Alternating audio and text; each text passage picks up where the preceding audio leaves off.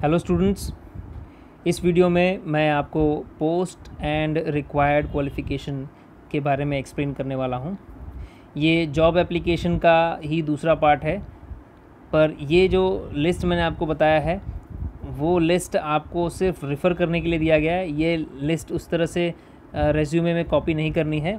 Resume में educational qualification के लिए आपको ये पोस्ट एंड रिक्वायर्ड क्वालिफ़िकेशन बहुत काम में आएगा, लेकिन किस तरह से लिखना है, इसी चीज़ को किस तरह से प्रेजेंट करना है, आपको मैंने लास्ट वीडियो में बताया हुआ है।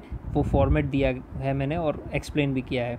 ये क्यों ज़रूरी है आपके लिए, तो आपको पता होना चाहिए कि कौन सी डिग्री के लिए कितना समय लगता है। अगर आप एमए करते हैं, एमकॉम करते हैं या एमएससी करते हैं तो आपको 2 साल लग जाते हैं। ऑब्वियसली आप एचएससी पास करते हैं तो कॉमन एज जो होती है, आप मान लेते हैं एक आइडियल एज आप 17 मान लीजिए।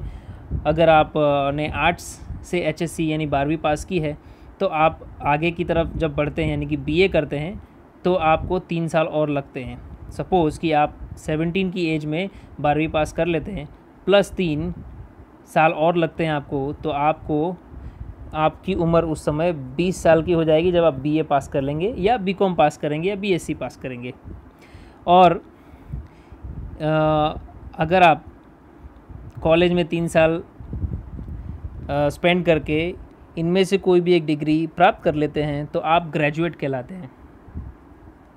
और उसके बाद अगर 2 साल और भी आप कॉलेज में हैं और एमए या एमकॉम या एमएससी करते हैं तो आप पोस्ट ग्रेजुएट कहलाते हैं। ठीक है, अब सबसे पहले देखते हैं पहली पोस्ट, वो है हायर सेकेंडरी टीचर की। हायर सेकेंडरी टीचर मतलब 11th और 12th के टीचर। तो 11th और 12th ऑब्वियसली 3 स्ट्रीम है, आर्ट्स कॉमर्स साइंस, तो अलग अलग सब्जेक्ट भी होते हैं। तो कई सारे सब्जेक्ट जैसे Hindi, English, Sanskrit, Gujarati, political science और हिस्ट्री टीचर, ये सारे जो टीचर हैं वो आर्ट्स स्ट्रीम से ही टीचर बन सकते हैं या बनते हैं। अकाउंट स्टैट्स की बात कर लें तो कॉमर्स स्ट्रीम से, मैथ्स, फिज़िक्स, केमिस्ट्री या बायोलॉजी से अगर टीचर बनना है आपको 11th और 12th स्टैंडर्ड में तो आप साइंस स्ट्रीम से पढ़कर आगे बढ़ के टीचर बन सकते हैं। लास्ट में आपको बीएड बताया गया है इस लिस्ट में। तो बीएड का मतलब होता है बैचलर ऑफ एजुकेशन। ये 2 साल का हो गया है। हाँ, कुछ सालों के लिए ये 1 साल का कोर्स था, लेकिन अब 2 साल का हो गया है, तो मैंने भी 2 साल ही मेंशन किया है।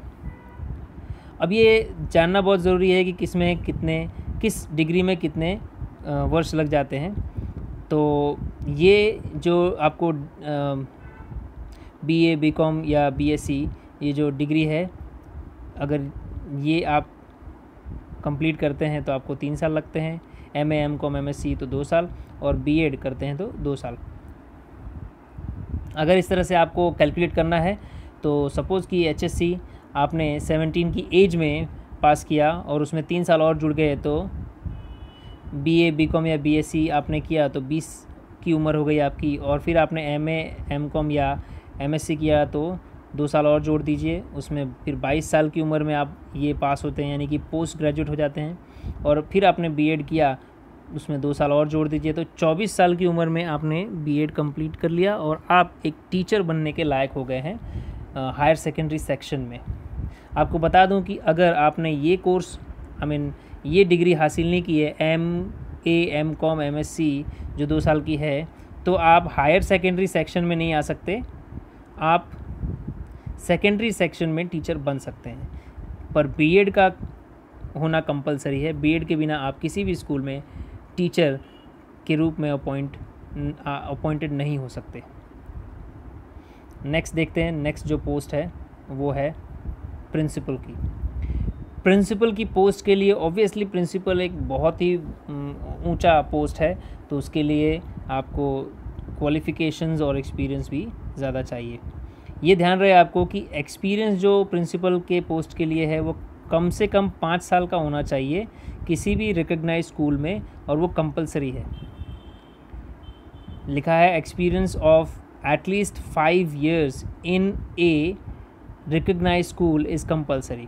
टीचर बनने के लिए कम से कम 5 साल का अनुभव किसी भी रिकग्नाइज स्कूल में ज़रूरी है। अब फिर से वही चीज़ आ गई, किसी भी स्ट्रीम से प्रिंसिपल बन सकते हैं। HSC, फिर ये ग्रेजुएट हुए, फिर पोस्ट ग्रेजुएट हुए और फिर BEd किया। वैसे प्रिंसिपल के लिए इतने क्वालिफ़िकेशंस इनफ है, कम से कम 5 साल एक्सपीरियंस के साथ। प्रिंसिपल या कोई भी टीचर चाहे तो आगे की पढ़ाई भी कर सकते हैं, जैसे MEd करते हैं। MEd का मतलब होता है मास्टर ऑफ एजुकेशन। ये 1 वर्ष का होता है, हालांकि ये ज़रूरी नहीं है मेंशन करना, पर आप मेंशन करो तो और भी अच्छा है। अब इसको कैसे प्रेजेंट करना है ये मैं आपको बताता हूँ। देखिए, ये मैंने प्रिपेयर किया है एक प्रिंसिपल के पोस्ट के लिए एजुकेशनल क्वालिफ़िकेशन। आप देख सकते हैं सीरियल नंबर 1 2 3 4 5 इस तरह से है। और ये देखिए 1 HSC, और ये कौन सी बोर्ड से, तो गुजरात बोर्ड से। कौन सी ईयर में पास हुए हैं, तो 1997। अब मुझे कैसे पता 1997 में पास हुए हैं, तो मुझे इमेजिन करना पड़ेगा कि if a candidate is applying for the post of principal, तो he must have at least 5 years of experience, और डिग्रीज़ भी बहुत सारी होनी चाहिए। तो उस हिसाब से मैंने एक इमेजिनेशन किया कि क्यों ना 1980 का एक तरह से इनका बर्थ ईयर बताया जाए, और उसमें अगर मैं +17 कर दूं, यानी कि 17 की एज में HSC पास होंगे, तो 1997 आ जाएगा। जब 1997 आ जाता है तो ज़्यादा मुझे सोचना नहीं है, मुझे पता है कि BCom करने पर 3 साल लग जाएंगे, तो 1997 में 3 साल जोड़े तो 2000 ईयर 2000 आ गया। MCom में 2 साल और लग गए 2002, इस तरह से BEd में 2 साल लगे 2004, और MEd में 1 साल लगा तो 2005। और यहाँ पर मैंने परसेंटेज मेंशन किए हैं, ग्रेड या परसेंटेज मेंशन करना होता है।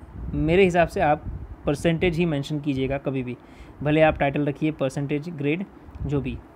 और परसेंटेज एक आइडियल परसेंटेज होना चाहिए, मतलब एग्जाजरेट नहीं करना है आपको, अतिशयोक्ति भरा काम नहीं करना है, जैसे 99 ऐसे परसेंटेज आपको शो नहीं करने हैं। इतना इनफ है और इससे अच्छी भी इम्प्रेशन पड़ती है। फिर एक्सपीरियंस आपको मेंशन करना ही है। क्वालिफ़िकेशन तो मेंशन कर ही दिया, मैंने आपको बताया था लास्ट वीडियो में कि एक्सपीरियंस भले आप कोई भी हो, उसको एक्सपीरियंस मेंशन करना ही है। वैसे तो यहाँ पर रिक्वायर्ड ही है, प्रिंसिपल को 5 साल का एक्सपीरियंस मिनिमम चाहिए ही। यहाँ पर मैंने बता दिया 2005 से, यानी 2005 में इनकी MEd की पढ़ाई पूरी हुई थी, तो टीचर के लायक तो बन ही गए थे, तो तभी से उनको एक स्कूल में जॉब मिल गई, और तब से इस स्कूल में वो काम कर रहे हैं 2005 से। यानी 2020 अभी चल रहा है, तो अब तक इनकी जो एक्सपीरियंस का जो ड्यूरेशन हो गया है वो 15 वर्ष का हो गया है। 5 वर्ष कम से कम चाहिए था, और यहाँ तो 15 वर्ष है, तो ये काफ़ी लायबल हैं एक्सपीरियंस के साथ भी। तो इस तरह से मैंने आपको ये बताया कि किस तरह से अप्लाई करना है। और फिर चलते हैं नेक्स्ट पोस्ट और क्वालिफ़िकेशन की तरफ। अब ये देख सकते हैं कि नेक्स्ट जो मैं आपको बता रहा हूँ पोस्ट और क्वालिफ़िकेशन जो है,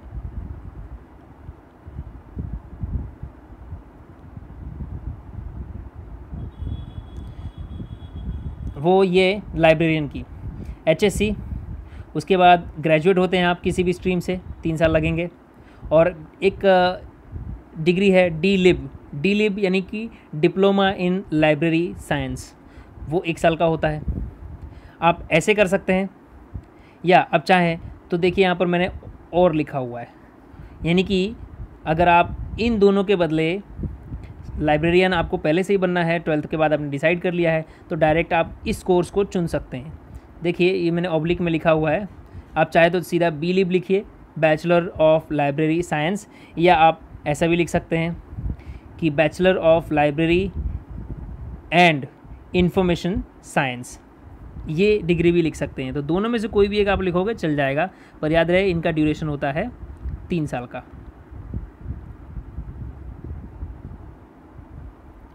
अब आगे देखते हैं चौथा जो पोस्ट है वो है क्लर्क कम टाइपिस्ट। कम का मतलब भी, क्लर्क भी और टाइपिस्ट भी, दोनों काम के लिए एक व्यक्ति चाहिए। एक ही पोस्ट है पर उसमें 2 काम है, क्लर्क भी और टाइपिस्ट भी।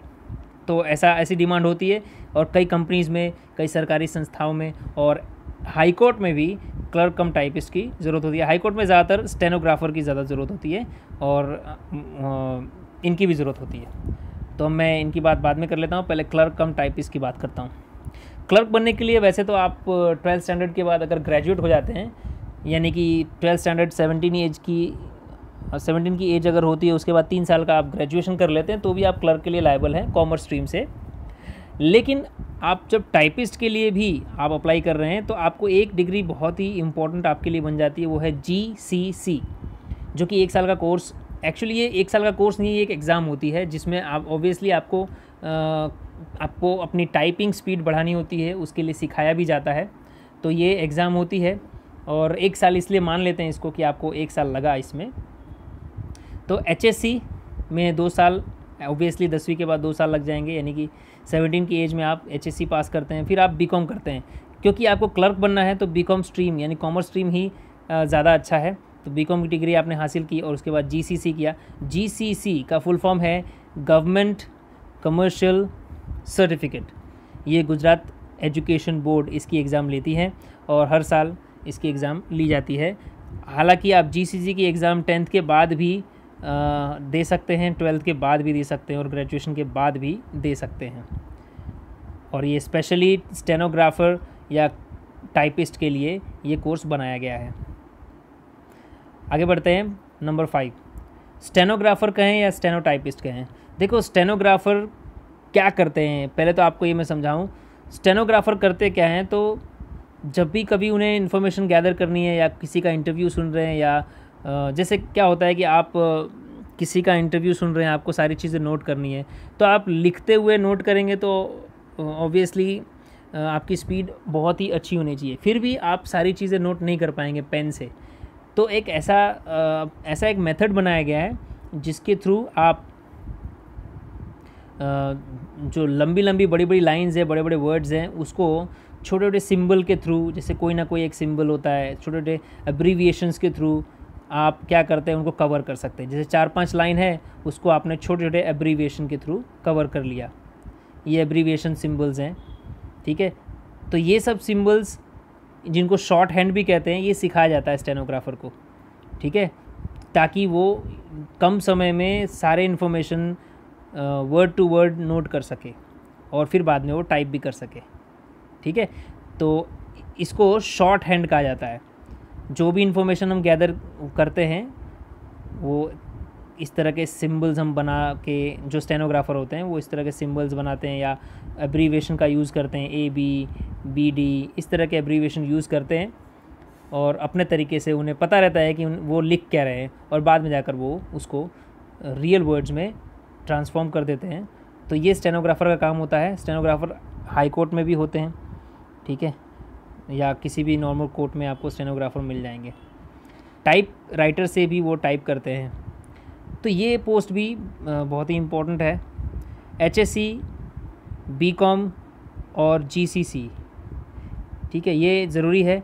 आपको मैंने इसमें बताया है इंग्लिश 120 वर्ड पर मिनट। देखिए ये W का मतलब यहाँ पर है वर्ड और P का मतलब पर और मिनट, यानी कि 1 मिनट में आप कितने वर्ड्स टाइप कर सकते हैं।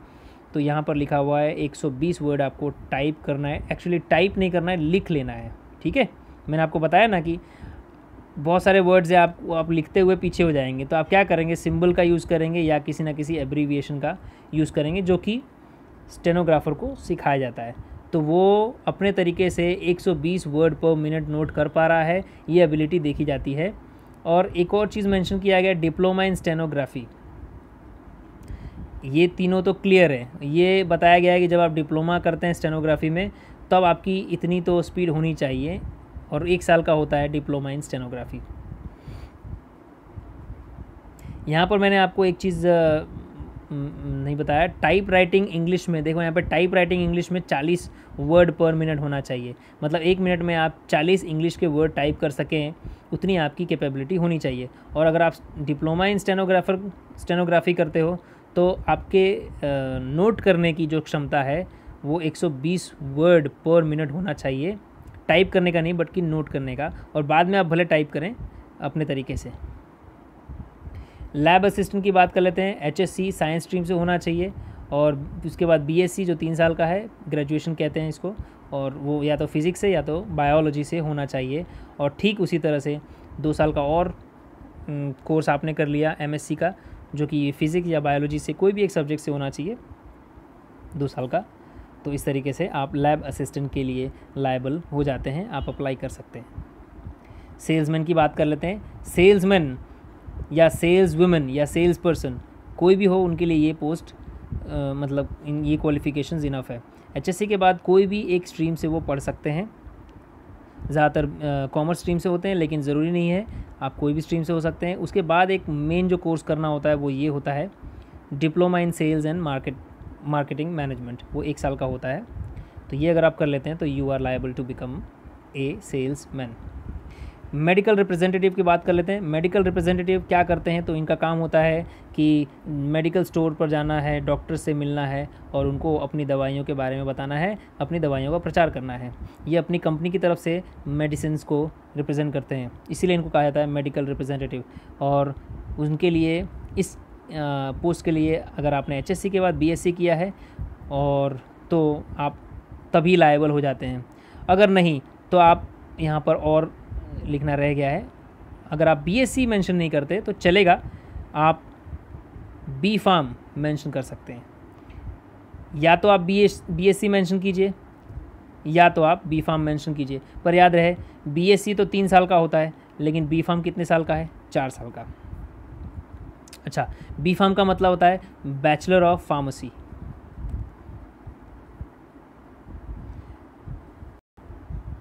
नेक्स्ट नंबर 9 में आप देख सकते हैं केमिस्ट की पोस्ट है। केमिस्ट का मतलब जो दवाइयाँ बेचते हैं या दवाइयाँ बनाते हैं, उसके लिए भी आप एचएससी के बाद बीएससी, जो बीएससी में आपका मेन सब्जेक्ट केमिस्ट्री होना चाहिए। अगर यहाँ तक भी है तो आप केमिस्ट के बनने के लायक हो जाते हैं। अगर नहीं तो आप सीधा बीएससी मेंशन नहीं करना चाहते तो आप मेंशन कीजिए बी फार्म। दोनों में से कोई एक ही मेंशन करना है, और बी फार्म यानी बैचलर ऑफ फार्मेसी वो 4 साल की होती है। तो या तो आप ये मेंशन कीजिए, और अगर ये मेंशन ना करना हो बीएससी तो आप मेंशन कीजिए बी फार्म। दोनों में से कोई एक मेंशन करना है, यहाँ पर और लगाना रह गया है, ठीक है, तो आप ध्यान दें। कंप्यूटर प्रोग्रामर के लिए आप एचएससी कोई भी स्ट्रीम से करते हैं, उसके बाद बीसीए और एमसीए। बीसीए का मतलब होता है बैचलर ऑफ कंप्यूटर एप्लीकेशन, और एमसीए का मतलब होता है मास्टर ऑफ कंप्यूटर एप्लीकेशन। दोनों 3-3 साल के कोर्स हैं, यानी आप अंदाज़ा लगा सकते हैं 17 की एज में आप एचएससी पास करते हैं तो बीएससी में 3 साल लगे और एमएससी में 3 साल, यानी 17 + 6 टोटल आपकी उम्र हो जाएगी 23 ईयर की एज में आप कंप्यूटर प्रोग्रामर बन जाते हैं। उसके बाद है नेक्स्ट पर्सनल ऑफिसर।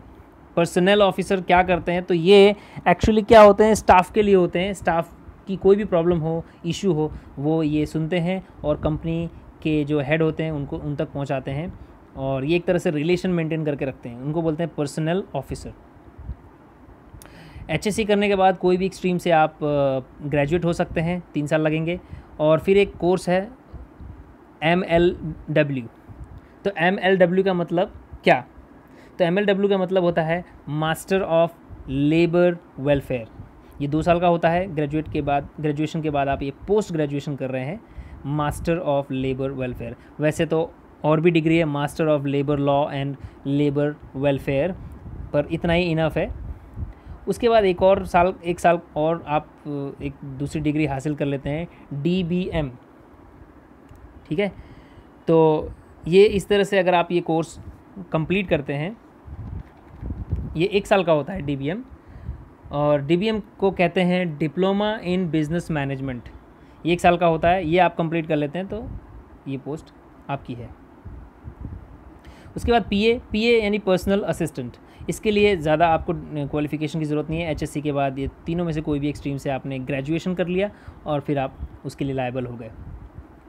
अब आ गया जो नेक्स्ट पोस्ट है वो टूरिस्ट गाइड। टूरिस्ट गाइड में एचएससी और BA, स्पेशली आप अगर हिस्ट्री से BA करते हैं तो वो 3 साल का है, तो आपके लिए अच्छा है। और उसके बाद आप डिप्लोमा इन टूरिज़म मैनेजमेंट, या आप कह सकते हैं diploma in travel and tourism management, ये भी आप कह सकते हैं, जो 1 साल का होता है। तो इस तरह से आप टूरिस्ट गाइड बन सकते हैं।